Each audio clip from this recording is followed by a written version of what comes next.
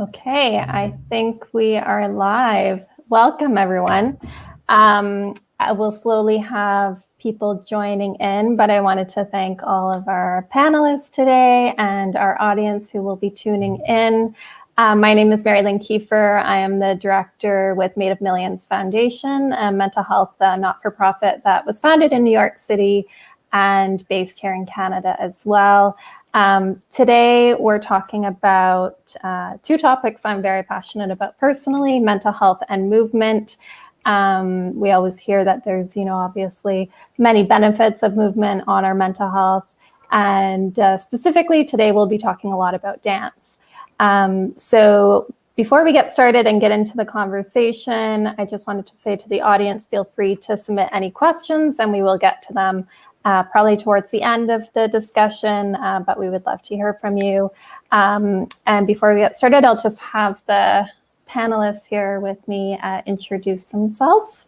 So AC, if you wanted to start. Sure. My name is AC Mensa. I am a dance artist of many disciplines. I choreograph, I do movement direction, I speak, I produce my own work. And I've been doing so for the last 13 years. I have 3 productions underneath my belt. One Dora-nominated show, Shades, which speaks about the global issue of shadeism through movement. And Zio, which is another piece that speaks about doing shadow work and going through that through movement. So for me, I'm just very compelled and honored to be able to bring the stories of my community forward and to be able to tell those stories through dance. Yeah. Thank you. Shawn.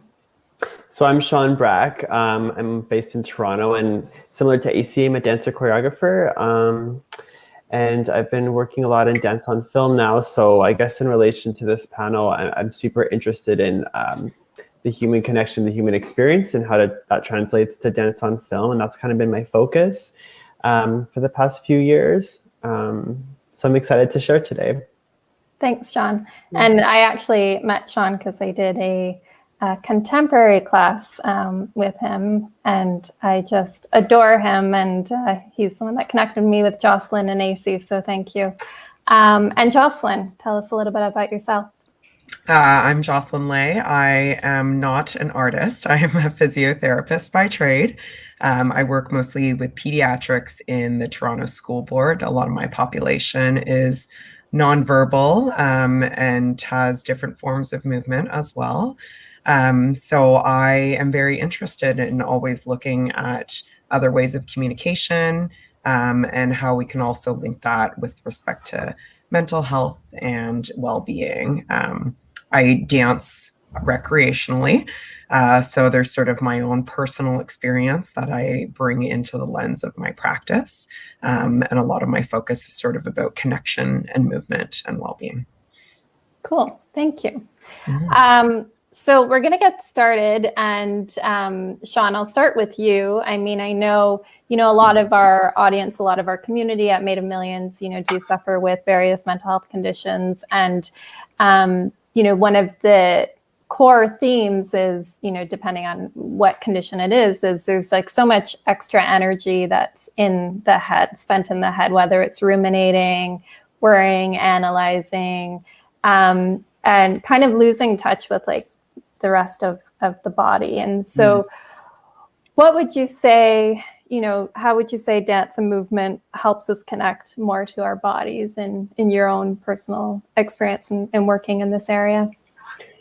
Well, I work with, similar to AC, I work with like all levels, all ages, all ranges of motion. Mm-hmm. So I guess touching on more the unprofessional side of dancers is just people, first of all, getting into their body, like loosening up their synovial fluid around their joints, circulating their lymphatic system, and just kind of like boosting their immunity, which is important right now. And even just like we all know it, once you're physical, any physical activity releases endorphins, so that kind of happy factor of it. In a metaphysical sense, I would say like it's just kind of a form of escapism, at least that's subjectively speaking. Like consider your body, the paintbrush, and the space around you, the canvas, and whatever your mood might be that day. sad, happy, melancholic, you get to reflect that in like a prose form in the space around you, sometimes with people, sometimes solo. Yeah. Cool. And then I know, just from taking classes myself, that there is that memory part to it in terms of if you are doing something more, choreographed, you do have to remember different moves and stuff. So you do end up being back in your head. So I guess, what do you tell your students to kind of get back into the body when they're trying to? Well, first of all, I love that is part of the dance process, because it's like, scientifically speaking, I guess it's just a kind of aid to avoid dementia or any kind of long-term mental health issues like that. But especially with beginners, I love working with beginner dancers, or non-professional dancers rather, because you can see, like, when that does get to that point in the class where there might be a strain mentally because they start overanalyzing, there's a freedom, and then at a certain point in the class it switches over, they start overanalyzing. However, the one thing I always say is, I'm like, and same with professional dancers, I'm like, focus on the things that you're doing well versus the things you're not doing well. And that applies to life, obviously. But it's so easy, like myself, before I go to bed, I'm like, I could have had the best day. And then I'm thinking of the 3 things that were awful before bed. That's the same thing in a class, right? Just like subtle reminders like that. And it's usually the simple things to remind are effective, I find. Or I hope, rather. AC, did you want to add something to that? I saw you nodding. Yeah, I work in theater, so I work a lot with actors, and so their initial response to me when I'm like, okay guys, the minute they even see me, choreographer, they're like, nope, I don't want to have anything to do with her. And so to try to warm people up to just the freedom of expressing their own body and going through that process, like within themselves, and not necessarily having to worry about, oh, this is like, okay, you got to be here on the 2, and then from the 2 you got to be there on the 6, and just kind of stripping those parts away and building that into the character, and allowing that to feel like a character choice in terms of the movement was a response that you couldn't figure out how to do with words. And so being able to kind of just offer just a different scope and a different lens in terms of options when you're really thinking about movement, about where it can really take you. I think that's the part that's really fascinating to see, and to see those like the mental block that can happen, and then being able to kind of see things start to open up for them. I think for me is something that is just so beautiful to watch, and the people that I get a chance to teach, and just to see that journey kind of go through and allow them to feel invigorated with those choices, and to allow that, whether it's through a professional setting or even just through a teaching setting as well, just teaching beginners, allowing them to feel like they're in charge of their bodies is always an empowering thing to see. Yeah. And I know with your work in particular, I can't remember when you told me about it. It was in the last couple of years, I believe. You've kind of shifted your focus, and you work with a lot of people on movement and healing. Can you take us a bit through that journey and how that kind of has looked over the last couple of years? Yeah, definitely. My spiritual pathway has shifted a lot within my career, within my trajectory, within my purpose. And so, spiritually, I heal people through movement, and through being able to navigate really tough scenarios, really tough situations, really tough generational trauma, and being able to kind of approach that through the work. And so a number of years ago, I came together with a cast to be able to do Shades, and Shades was the first iteration of really solidifying and understanding how I can really start to heal my community through the work that I do. And so when you're speaking about a subject like shadeism, it can bring up, a dime size or tsunami size of issues, depending on the person, and depending on their understanding of their own privilege, understanding of just the the lens and scope that they've been exposed to, how well they know it. A lot of people have said to me, you actually named something that I've experienced my whole life. So I'll speak and say the definition. So shadism is really the preferential or prejudicial treatment of lighter skin over darker skin, generally speaking.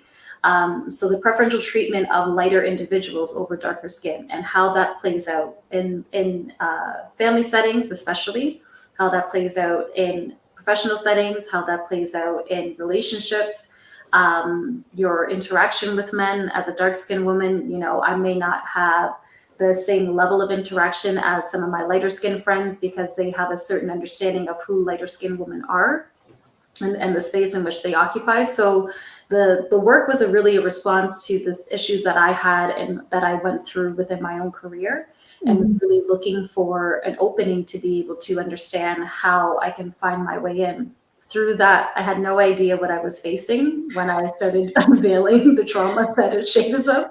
And so then on many occasions, it laid me flat on my back. It laid me in the hospital for 2 weeks.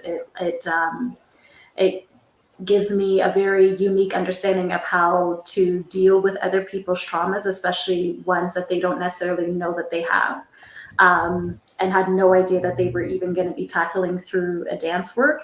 And so it was really interesting to kind of go through that journey of uncovering the show and allowing ourselves to kind of work through the explorations, work through a freedom of movement that allowed everybody to express their voice. And as that trauma came up, and as you're trying to, at the end of the day, still create a product that people are coming to consume, I started to understand that I was like, there's a need for this conversation. I knew very early that in creating this show and in other ones, even my show Zio as well, has a huge spiritual space that really roots that production. But in speaking about shades, I sat there and I said to people, I was like, I want the show, if we can learn to be more empathetic to each other and hear each other and love each other better, that is really what I would want for the takeaway for the piece. And a lot of people questioned me whether or not that was valid enough in the world of business, especially. And so I never lost sight of that, even though I may have tucked it further away. But now I can say with extreme love in my heart that that's really what the purpose of the show is. It's supposed to, it healed the cast and is healing the cast. It has healed me immensely. But then at the same time, for the people that get a chance to see it, it brings up so much for them, because it asks questions. When we're looking at the world of shadism, we were never this disconnected. And so in order for us to be as disconnected as we are now, we needed to have had something before, which was unity, in order for us to see this as normal. And so even just asking questions like that and seeing the process of how the production weaves through and how the dancers are continuously offering of themselves into the work allows that Pandora's box to open. And then on top of that, it gives opportunity for discussion. And that to me is something that I am very adamant on whenever I do get a chance to present the show, is to have that discussion, because I really leave people with an open wound by the end of the piece. And so the need to discuss and to hear what was triggering for people, and allow them to be able to allow space to just be able to speak through that, because the piece is generally in silence. It's a 65-minute show, and only 15 minutes of the piece has music. So it really leaves you with your own thoughts. So to be able to can people view that? Is it on demand anywhere? I do have a piece of like a 25-minute excerpt of the show on YouTube, so people can see it online. So if they just Google my name, and you can see AC Mensa Shades, and you'll see quite a few links come up. And there's also a 3-hour talk that I actually had with my cast, just discussing the work, and because you could always keep learning from it. It's always uncovering something new. Yeah, and I was going to ask, was the audience able to also, learn also through it? Because I imagine it was very much a storytelling piece as well. So it wasn't only healing for the dancers, but also for the audience. And I think that that's how I've always appreciated dance, was just from the audience, and I kind of lose myself in it, on stage. And so that in itself is a very meditative process. And so you don't necessarily have to be the one dancing all the time, but there's also that connection that you have with the dancers and that expression. And I guess it's similar to, appreciating a beautiful piece of art, right? Exactly. So I just wanted to mention, AC, I just love that you've gone down that route, because I think with mental health, often the approach that is commonly taken to address it is very cognitive based, thinking through things, talking through things. And the science just shows that, oftentimes for individuals, when they undergo trauma, there's a term referred to as state dependent trauma. So that when you're experiencing that trauma, there is a physical position that you're in when you experience the trauma. And unbeknownst to a lot of people, they don't associate positions with trauma. And this is where this goal of yours, I just applaud you, because it's so ambitious, but it's so real. And it's so exactly what needs to be done. Is you're encouraging people to explore these states within their body, and then being in that physical state sometimes brings up this harbored, deep-rooted trauma that they didn't even know existed, that they could elicit, or that would come out from being in certain positions and certain movements. And part of the healing involved in that is being in those positions that you experience the trauma and working through it and moving through it and being able to come in and out of that. So I don't know if that was part of your intention, but there was insight in your project even underneath it all. There's obviously a lot of wisdom going through it, and again, for the journey that you wanted to push through with it. But even just the underlying element of it, and getting them into different positions, and then the trauma, and then discussing sort of these deep issues, and then having those sort of come up to the surface and bubble out, like that's very progressive. I'm just I applaud you. It's awesome. Well, when AC said Pandora's box, I've seen 2 iterations. One was at Dance Makers that AC had, and then another one was at Factory. And the discussions after with the audience were double the length of the show at times, because it affected people viscerally, and everyone had completely different experiences and shared. I don't think I've ever seen a show like that. Like, there's an after discussion usually with shows, but it's more on technical side. So, yeah. Cool. Yeah, and it was interesting, Jocelyn, what you just said in terms of the position. In the 2018 version, which is different from the version that it currently is now, there was a position that I was in as a way to kind of like see there's a new character that gets introduced, and I'm just looking at her, and she starts to kind of like, she tries to warm herself up to me, and I'm really against it. Somebody in the audience came up to me. She was just like, I did that to somebody. I did that to somebody when I was in grade school. This girl tried so hard to be my friend, and I didn't want to. And it was because she was lighter skinned, and she just starts crying, and I'm just like, oh my gosh, I never, it's like we really don't notice the things that we carry that stay in our bodies. We actually don't give ourselves the permission enough to release it, and to just, bring that energy downwards and not actually carry it with us. For sure. But thank you for those. Yeah, it's just such a, like, even that story is just so beautiful, that you were in a position that, resonated with someone because it was a familiar position that they had assumed in the past. And it just unraveled. Unbeknownst to them, there was this trauma associated with it, right? So it's great work that you're doing. So, Jocelyn, I wanted to turn it over to you. You talked, that was really interesting, just hearing about those positions and how that could bring up trauma on its own, and which is fascinating to me. And I know we're hearing a lot more about PTSD these days, and it can come up in it can manifest in so many different ways. So, but specifically when it comes to dance and mental health, can you give us some insight? And I know it's very complex and we're not going to kind of cover it all, but can you give us a bit of like the science behind, what the benefits are? I mean, I know that there are some academic studies out there that dance is, healing for brain health in general. So for things like Parkinson's disease and, other neurological disorders. But can you take us through, the benefits of dance on mental health? For sure. Movement, You want me to speak about science? That's the language that I like to speak, for sure. So, I think we're all pretty well aware that, movement creates endorphins, as Shawn had mentioned earlier. So endorphins are basically happy hormones that bounce around in the brain and boost mood. So in addition to movement boosting blood flow into the brain as well, it releases these endorphins, but also these endorphins actually help our brain process emotions and information more effectively.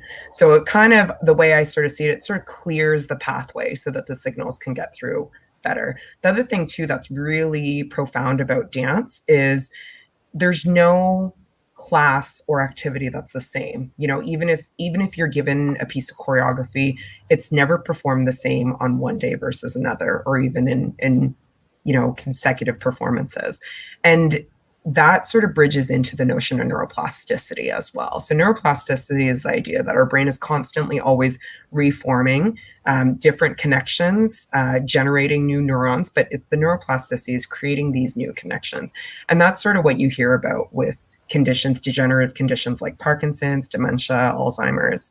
The notion of movement is that it's sort of creating new networks and new connections to ones that may have deteriorated, but instead they're sort of piggybacking, finding you a new way to get there. The thing that's neat about dance is because it's never the same, you're constantly learning. So as a result, you're constantly rewiring. It's such an effective way to stave off dementia because of those elements within there. I could go on and on. I'm just going to touch on another element slightly. But the way that we interact with the world is through our sensory systems. So the majority of people think we have 5 sensory systems, right? We've got vision, smell, taste, hearing, and touch. There's actually 8. So the other 3, there's vestibular, which is our body's need for movement, proprioceptive, which is our body's need for deep pressure, and then interoceptive, which is our ability to sense what's happening inside us, that I'm hungry, that I'm thirsty, that I'm stressed, that my heart is pounding. And those are also other sensory systems that are very important to our function. But the thing that's really lovely about dance is that it taps into basically all of those systems. Another thing that's also really resonating with what Shawn said earlier was, just with respect to movement, when dancers start to get very focused on the choreography and they start to become very cognitively and cerebrally involved, and you really want to take them back to just the feeling, right? That's stimulating their reconnection with their interoceptive system, that system where you're starting to feel into your body more and you're starting to become more aware of that. How this all affects mental health is that with our sensory and our nervous system, I think everybody's pretty familiar with the notion of fight or flight or freeze. And from a general population perspective, people just know that when you approach a bear, I'm either going to fight it or I'm going to run away or I'm going to freeze and cower, right? So, but all of that actually is a subconscious response. It's not a cognitive response. It happens internally within our body, right? Same thing. If the 4 of us were in the woods and we encountered a bear, we would all have very different reactions. One of us might freeze, one of us might fight, one of us might run. I'm still not certain what I would do. I haven't been close to a bear. I don't want to experience that by any means. But, all of that happens through a process called neuroception. So basically, it's our body sort of detecting and anticipating what's happening in the environment through a subconscious level of the way that it's like a spidey sense sort of thing. We sort of sense something's going on, and then our body will automatically drop into fight, flight, or freeze. And the idea on how all of this affects mental health is throughout our day, like even minor things such as you're in a conversation with someone and then you something happens and then you find that you're a bit off put from the conversation, and then you start to not participate, right? You're not frozen, but you've effectively kind of dropped into an element of that state. And that all reflects in self-regulation. So our ability to kind of get out of that state back into where we're safe and social is known as our ability to self-regulate, and more popularly known as your vagal tone and your vagal nerve and your ability to downregulate and upregulate.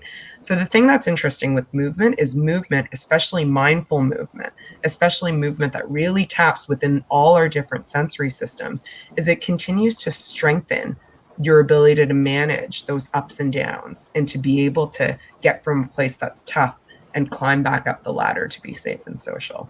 Yeah. So that was the very long-winded Cole's notes of it. No, that's amazing. Go on forever, I love it. for sure. Yeah, I could ask a million questions about that just because I'm so interested in the brain, and it's fascinating. So thank you for that overview. I wanted to ask each of you, if you've had any personal experience and how that has either helped you or one of your clients manage their mental health, and whether it's, as simple as anxiety or stress, life stressors, or, more severe. I know for myself, I try to move at least once a day, and whether it's through working out or dance, and it significantly helps my mental health. I suffer with OCD, and I used to swim up until COVID happened.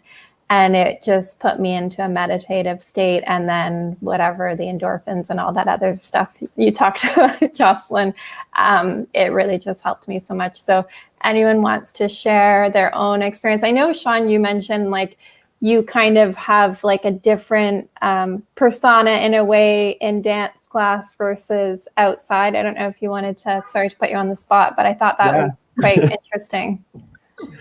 Totally. I mean, Shawn in real life is quite antisocial and I wouldn't say you're antisocial. Not antisocial. I would say socially awkward. I feel you wouldn't know it, but I feel very uncomfortable in large groups, which is funny, teaching in front of a convention of 500 kids or even a professional drop-in class with 20 to 30 people. And I feel super comfortable in that. But I do feel like I can hide behind movement, or rather tap into movement, and just kind of go into a different, you kind of just said meditative state, Marilyn, and that's what it feels like when teaching. I don't know how you feel, AC, when you teach, or just movement in general. I find quite meditative. So it's a different motion. And then say business Shawn, who's trying to run a self-employed life, or just socially. Yeah. I'm a Cancer, right? So I'm so emotional. You're the sensitive sign of the zodiac. So that was kind of a roundabout answer, but hopefully that kind of answers. Yeah, for sure. Yeah. AC, I mean, obviously you've shared a bit about your own journey. I don't know if you had anything else to add. Yeah, one of the things I know, I was teaching quite a bit during COVID. At the beginning of it, and it was just I was stuck in captivity, and I just was my body needs to release, we're gonna do it.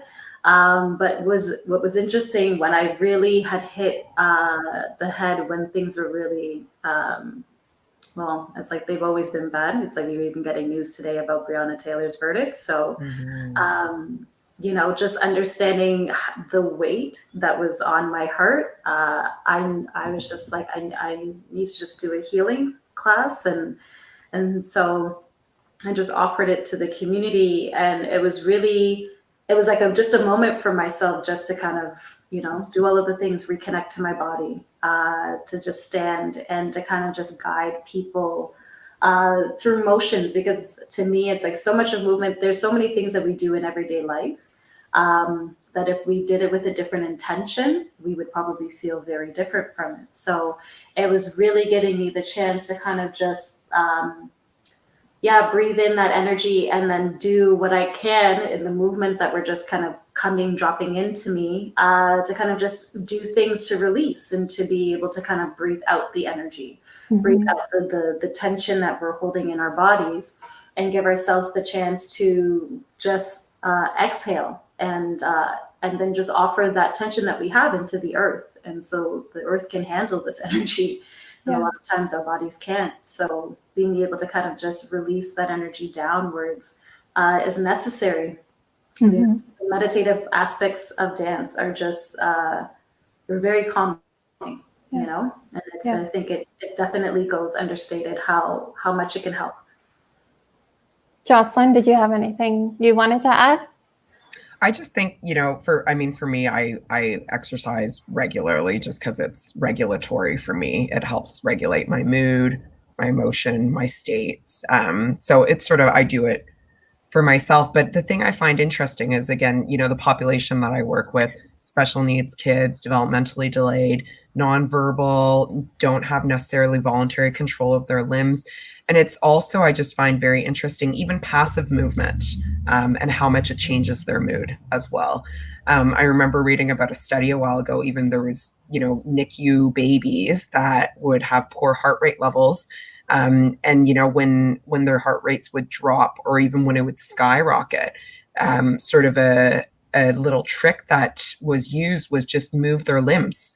And you would think it's passive movement. It's not actually, they're not doing the movement. So theoretically, it wouldn't raise their heart rate. But even by moving their limbs, it completely regulated their heart rate back down. So we really underestimate the benefits of movement and the way that it's interpreted from a sensory perspective within our body, and how much and how profound the effect is too as well.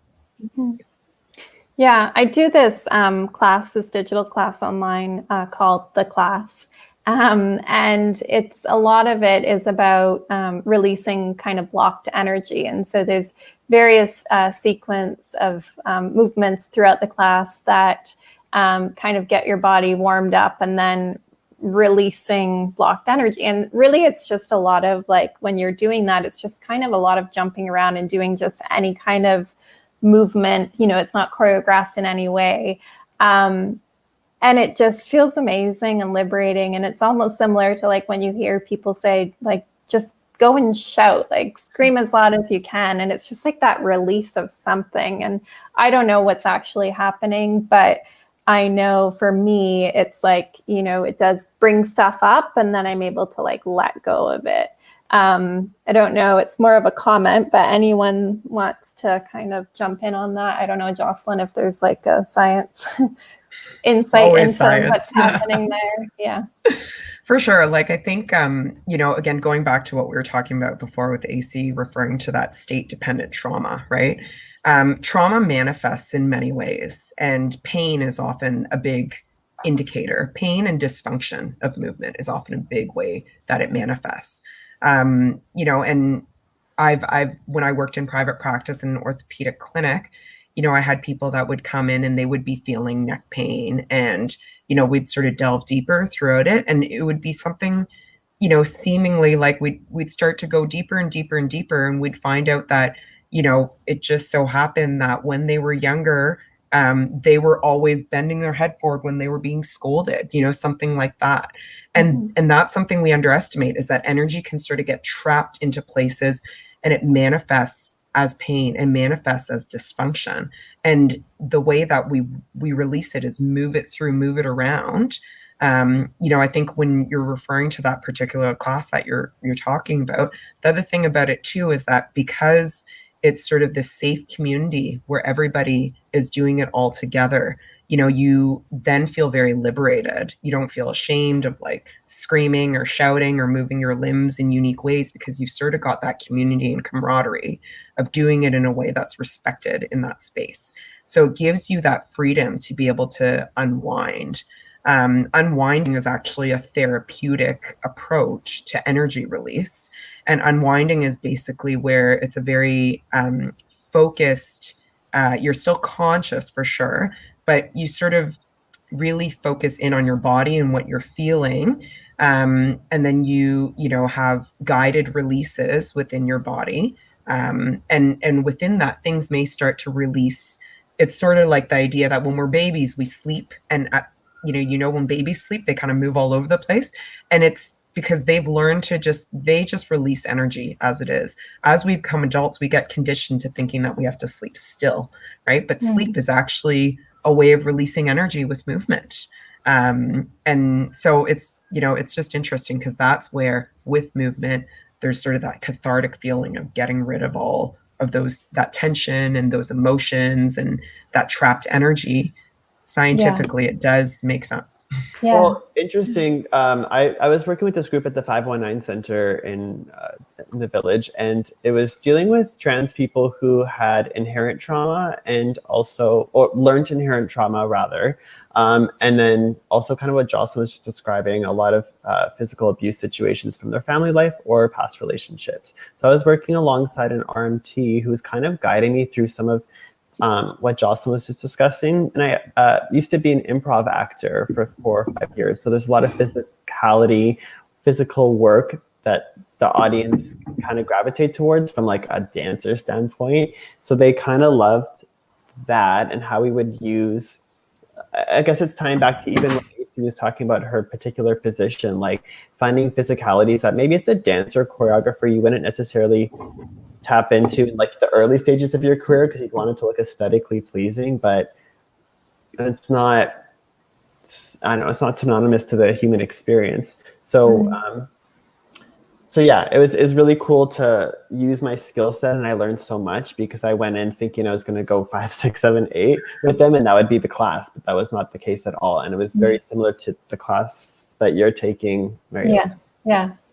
Just to jump in, Shawn, it's what you said was just like completely spot on. When you give yourself that chance to kind of just be open to remix what dance and what movement can really look like.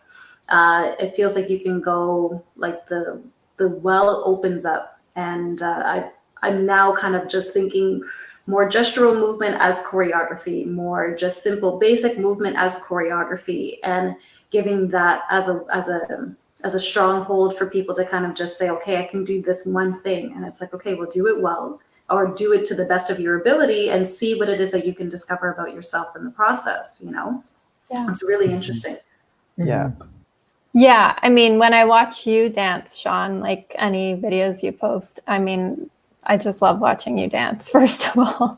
But it just looks like you're just, like you're just in your body completely. It looks like you're just in it, like you're connected to the music, you're connected to your body, and like I just feel it so much. So what's your experience when you're dancing rather than teaching or choreographing? Because it looks just incredibly beautiful. It's definitely changed as I get older. On a cynical note, I'm like, ouch. But in a metaphysical, mental space note, like I was saying, like it definitely feels. I felt this way when I was 15. You definitely like escape your body a little bit. My focus, like I was just saying, like I mean, technique is still important to me as a teacher, but it's not the priority. It's the focus. And even hearing AC's process, I'm like, I'm gonna call her right after this and pick her brain because I've been dabbling with that, and I still find myself second guessing that process. But then as soon as I tap into those gestural motions, those more human motions, like it feels like it untaps something. And Jocelyn, I'd also love to call you after because it feels like there's like stored something and some fascia tissue that as soon as you do something that doesn't feel necessarily dancer but human, you're like, oh, I was holding that there. Yeah. Whatever that is. Yeah, it's interesting too because all of a sudden it's like I'm very curious to know, and I don't know, Jocelyn, if you have anything to add on this, but it just feels like all of a sudden you see yourself as a human as opposed to you see yourself as a body that's dancing. And I think obviously the way that the industry has been built, it makes you feel like you are just a body that can dance as opposed to you are a human that has a facility for movement, and that facility of movement can look like a myriad of different things. But to allow yourself into just something that's so simple, and this is something that I've been fighting with in my like free form movement times. And I was like, oh, I'm not technical enough. And oh, it should look like XYZ. And then oh, maybe I should start taking classes again, as opposed to just like ignite what that feeling is and the feeling of what you can bring and how it makes you feel when you're exploring. And then it's like, and trust that, which is hard. Because as a choreographer, you're just like, you can trust that feeling, but make sure those toes are pointing. Make sure you're holding in your abs. Make sure you're holding in your core. It's like you're thinking about all of those things, which is obviously it's good, but then at the same time, it's just like, where do I just get to feel the fullness of my body? And both of you are like speaking at an elevated level, right? You know, from a perspective like as artists and as like choreographers, you know, the fact that you're thinking about like it's not just steps, there's more to it, right? You guys are already at a different level. But on top of that, it's, you know, it's again bringing back, not to get back into the science, but it's bringing that connection to the interoceptive system, right? It's bringing that awareness of movement and feeling into your body. And you know, I think about it from this perspective as an audience member. The most memorable dance shows are always the ones that are full of feeling. You know, like seen Swan Lake a million times, and sure, it looks pretty, but I never remember it, right? I still don't remember what the story is. But you know, you ask me, no offense to Swan Lake, it's beautiful. But you know, it's the ones that are really profound and that are very, you can see the artist's soul on stage coming through and resonating through with every flicker of movement. Those are the ones that stick with you. Those are the ones that touch you, similar to what you were referring to, AC, with your work with the shadism. All that's the sort of stuff that really speaks to audiences and then brings out their own experiences too, right? So, you know, you guys are awesome where you're at, that you guys are already always thinking about that, you know? Can I ask Jocelyn, because Jocelyn's been in a company in the city for years, and Jocelyn is a figure skater and like has all this experience. How do you feel when you're was guys? How do you feel when you're dancing, like coming from everything you're just describing? For sure. I think like for me, when I dance, like I come at it from the approach of like, it's a release for me, right? And I come at it with the intention of like connecting with my body and giving myself that opportunity to let it all go, right? So oftentimes that's maybe why I've been in your class, Shawn, and I don't have all the steps down, because although they're lovely, I often am not paying attention to that as much, right? Because my intention and my purpose for that is self-serving, but it's to get those emotions out and get that feeling out, right? You know, and then having been in a dance company where there was choreography, you know, that was definitely more rigid for me. I always, you know, just took it on my own accord to interpret it and move it in a way that I can, you know, and this is where I do feel for the dance community, because from a professional perspective, there is sort of this very rigid expectation of this is the choreography that you have to follow. And even, you know, when it's a paid gig or even if it's a performance gig, that you're also instructed that you can only move that certain choreography in a certain way, right? You know, like you've got to do the arm like this. You can't do it like this or something like that, right? I've had the luxury where, you know, non-professional dance company, I can choose to move in whatever way I want. We don't necessarily look homogeneous, but that's okay, right? So that's the advantage that I have, because I'm not doing it professionally. I feel for dancers, you know, I understand that there's an aesthetic that they're trying to achieve. I understand that whoever's hiring you has an art and an image and a message they're trying to convey as well. But ultimately, it's less emotionally rewarding for the dancers and the performers. Yeah. And I think even for, you know, people at home that, you know, dance in their kitchen or, you know, do whatever to like kind of release something. I even find if I'm alone, sometimes I'm like rigid in my dancing, and then I'm like, no one's here. And it's just because it's just from like years and years and years of like, I guess, thinking people are watching you or not really sure about your movements and that kind of thing. And then, you know, so I have to, again, intentionally decide like, I'm just going to totally like let loose here and just get into it and feel it. And so I think it goes like outside of being a professional dancer, just to the insecurities that, you know, we all carry, and what the inner beliefs that we have from when we were kids and like going to like the grade 8 dance or whatever. So having said that, like just about, you know, I know obviously with COVID, going out to a studio right now to do a dance class isn't really an option, although I don't know if that's changed recently, but I know there are some like online offerings that you all have done. But how do you think it's affected like lately, like the community kind of approach? Because obviously dance is such a community kind of experience, whether it's dancing at a party together or dancing in a studio or dancing at a, you know, event, family event. How do you think, what have you seen, and how has the dance community kind of shifted? I guess I'll pop in. I feel, well, I think it's twofold. In terms of the dance community, I feel it could either work in the way of giving people more freedom, because now they know that they're not being watched in the same way. And so that they can really fumble. That's what some things that I love to say to my students when I was teaching on IG, to be like, I can't see you. I have no idea what you look like. I'm going to hope that you look good, but you're never going to do this choreography again. So live your best life. You know, I often tell that to people just so it gets the pressure off of them, and they can just remind themselves why they even invited themselves to show up in the first place.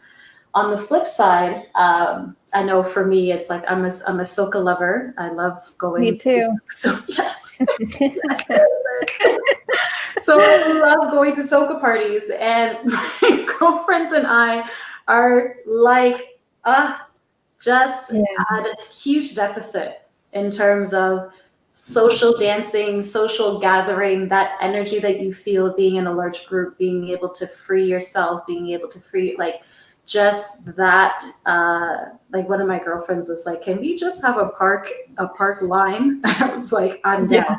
Yeah. And, you know, I'll bring the speaker and let's just free up and have a little just dance off where we can just enjoy ourselves, because it's something that we get that I don't think we realized how much we appreciated it, but the minute it was taken away, it makes it very, very difficult to kind of find, you're like, what was that? Oh yeah, my weekend of going out and jamming no longer is a thing anymore. Yeah. So how do I now give myself permission to really just enjoy that? And so it kind of goes twofold. It definitely feels like there's a huge void that only being in a large group of people, dancing, hearing the music, like that could fill.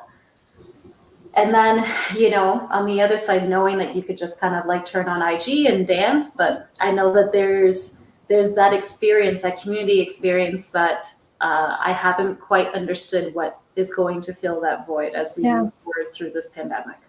Yeah, yeah. Yeah, I'm a lover of soca too, so I hear you.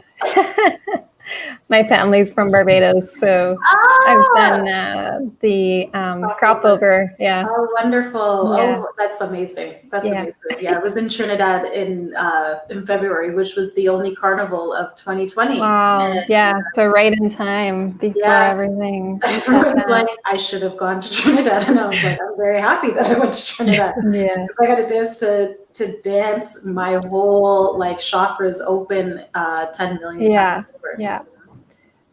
Shawn and Jocelyn, what has your experience been? Obviously, Shawn, you've, you know, went from teaching and choreographing in studios, and now that's shifted a bit. How has it gone for you, and how have you adjusted? I'll touch on it super quick, because I feel like AC actually covered like the bulk of it, and I feel I like co-sign almost everything she says. I feel like the online presence, it's odd because you're like super connected, and like getting to teach to like international students and across Canada online has been really cool, and would not have done that otherwise. At the same time, like I was doing IG lives too, like AC, and it was so fun. You see the analytics after, and you're like, oh my God, hundreds of people on the other end. and then you put your phone down and you're like sitting in your apartment like hey. So it's weird to feel overtly connected but also so disconnected. Like it's this weird dichotomy that I don't know how to process still, because it's still the first year of it. But yeah. Yeah. Thank you. Jocelyn, I know that your role within the school board is completely different. So I don't know if you have anything to add to that. I mean, I think, as you had mentioned, AC, like the value of being with other people, enjoying that whole experience. It's like the resonance of all of that energy from other bodies together. It's irreplaceable, right? And even with my students, like things like common spaces aren't being used anymore. There used to be every Thursday they would have like choir day where they'd all get to sing and they would dance all in a space together. We're not allowed to sing in schools anymore, unfortunately. So really? You can hum, but that's it. Yeah.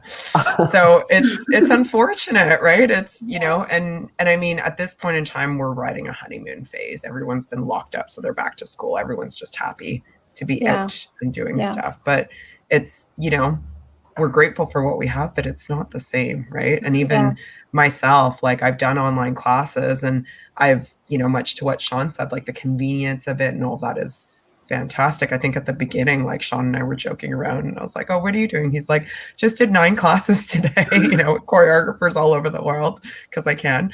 But, I miss that interaction with friends. So I've actually found that I've gone on like a lot of bike rides with friends because I'm missing the activity with other people. For anyone that's listening or that will be listening who, wants to explore dance a little bit, maybe they haven't yet, they don't really want to do a professional dance class, not because of the current situation, but it's just not their thing.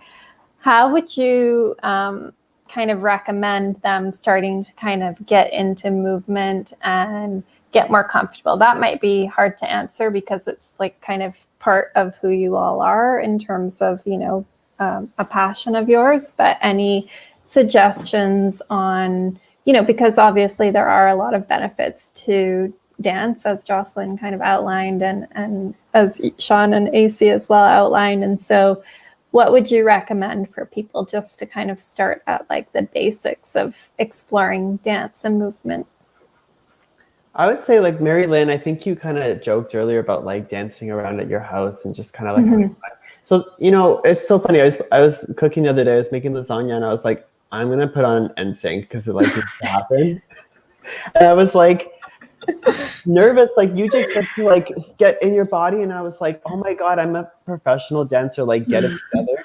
And I was just like, just wanted to have fun and like dance around. But even something as simple as that, which sounds like, the more shooting star, but truly like finding your comfort level in your own body and just being comfortable with moving and not like psychoanalyzing yourself while you're moving. I think that's step one before even stepping into a studio. I don't know what you and an AC think. Yeah, no, 1,000%. I will, like, I might start and then I'm like, ugh, and then I stop. And so it's having to prevent yourself from creating any type of mental block and allowing yourself to kind of just like move through the funk of it. I'm very good at facilitating other people and helping other people find pathways through the blocks. I haven't quite mastered how to do that for myself yet.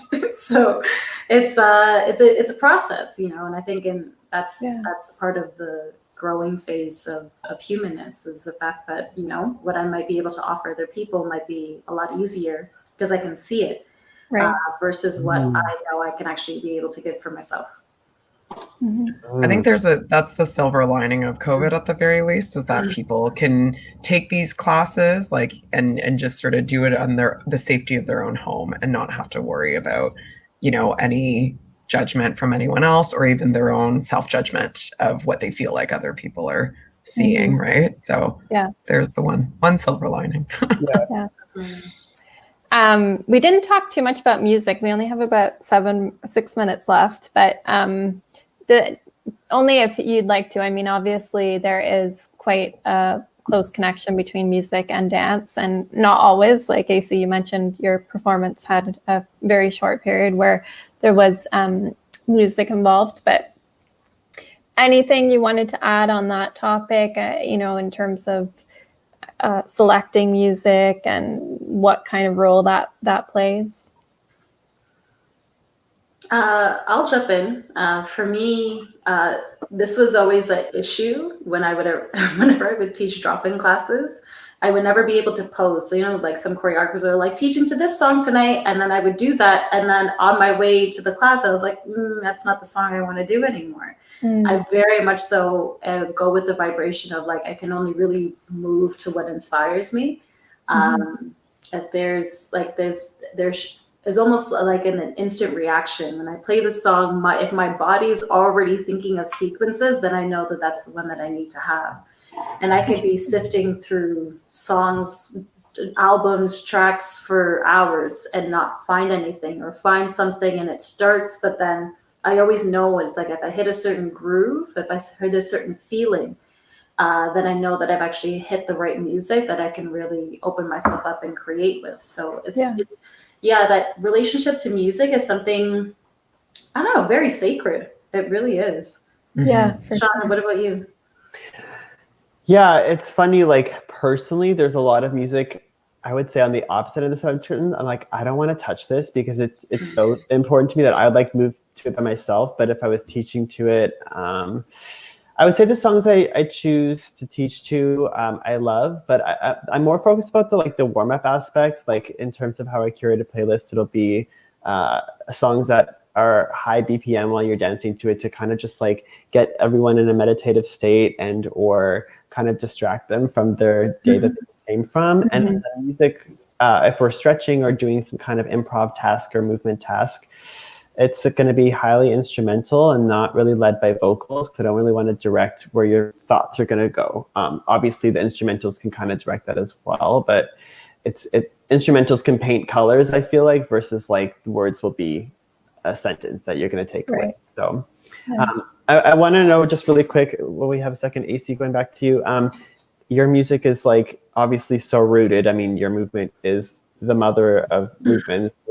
So like, how do you feel about your music in relation to that? And well, it's tricky because like Afro beats music really took over the world within the last 10 years. So there was a period of time where that was a lot of the music that I was using because I knew it was popular. And then I hit this wall for myself and I was like, no, there's so much more music that I grew up listening to. There's so much more music of different countries in the continent, different places that I can really start to pull from. So then I started pulling music from that I would listen to as a kid, and just start to bring that forward, because it almost felt like sometimes some of my classes also feel like a culture lesson for people because they have no idea. And so I try to give that opportunity, and I'll have people in my class be like, I don't know this song. I'm like, good, but here's some research on a whole plethora of music that you probably had no idea existed because, Afrobeats was the only nucleus that you stayed in. So when I first started doing and experimenting with Afro movement, like within the fusion world that I'm in, I was actually using a lot of house music. Afro house, soulful house was the music that I used before Afrobeat really took over the way that it did. Because that, to me, it's like that's already a music that puts you into a meditative state. So to be able to kind of release and create into that was quite simple. And then towards the end of my time at the underground, I went back into that space and I just brought back a lot of the older songs that I started creating with years ago, and just brought them back and just, gave a different life and energy to it. Cool. We have a question here. I mean, we've had some lovely comments, but there's a question, and I might pose it to you, Jocelyn. Let me see if I can get it up on the screen. From Naomi, can you give any tips into getting a child with severe ADHD with hypermobility and a resistance to any movement into dance? That is a good question. I think the biggest thing I would recommend is using rhythm and using beat.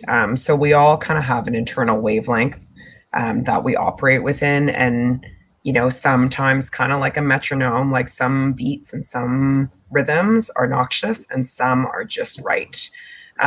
So the biggest thing is using the rhythm to your advantage.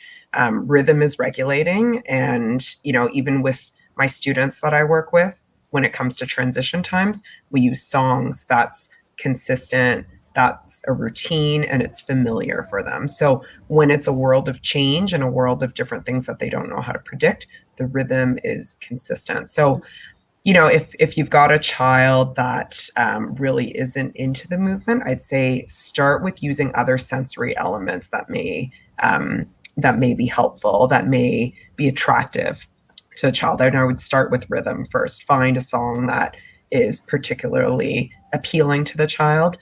See if you can find things of similar rhythms as well.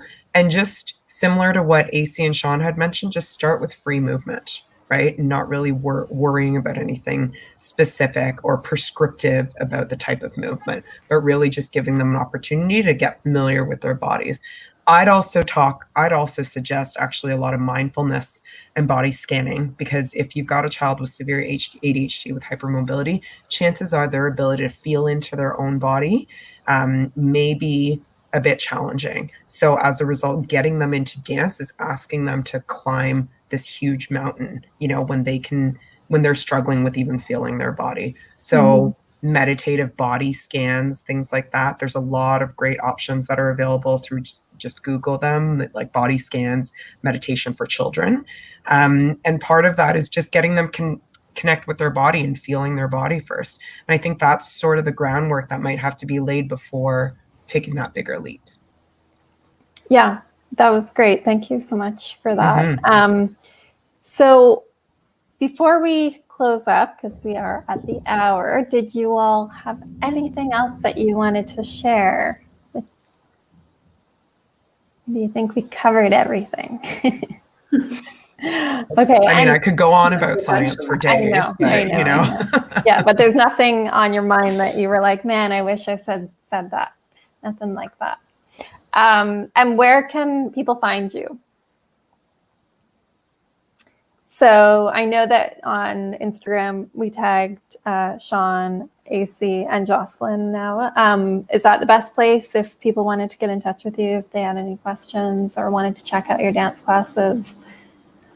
Yeah, either that or through my website. Instagram probably has the most up-to-date current. Okay. I'm not currently teaching any classes as of yet. I probably will go back into doing some online classes soon. I know my students keep asking for me, but you have to take care of self first before you can give to others. Absolutely.